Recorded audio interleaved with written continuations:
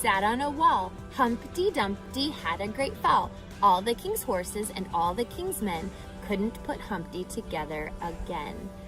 That's where it ends, that he's fallen off the wall and he's in a million pieces and the king's men couldn't put him back together. Isn't that funny that the king's men would be putting together an egg? Well, on the back, it says, life begins when you get back up. Kind of like getting back on that horse. If you fall, get back up. Don't be afraid again. Face your fears and try it again.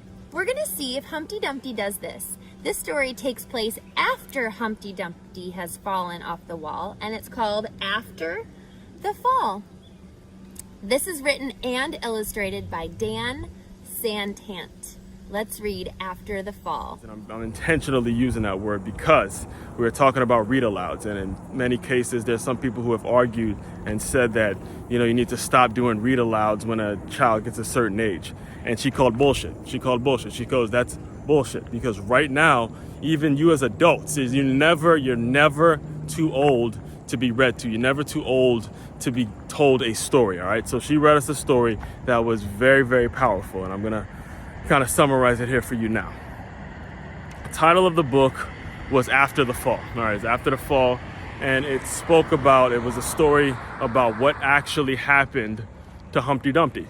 All right, what actually happened to I'm asking you now, before I even give you the summary. What actually happened to Humpty Dumpty after he fell off the wall and cracked his shit, right? What happened to him?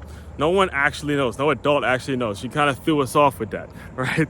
So she read the book, and the book may have been about, if so many, 15 to 20 words long. All right. However, it was packed with powerful images, the illustrations of what the ladder was, the books, and everything that the egg had gone through as it was cracked and trying to find his way back.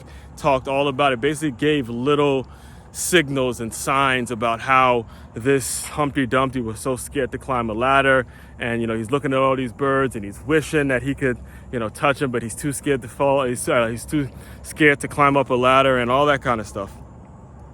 And then eventually he made his own bird. He made his own bird from paper and he threw it up in the sky and it got stuck.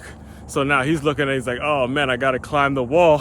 I gotta climb this ladder and go get my bird unstuck that I made, right? So Humpty Dumpty, he gets up to the ladder, he finds his bird, and you start to see the author really take us to another place at this point, because as he climbed the ladder, his fears are starting to be realized that he could do it, and his shell starts cracking and cracking and cracking, and eventually it comes out that Humpty Dumpty actually is a bird himself. He's a bird himself.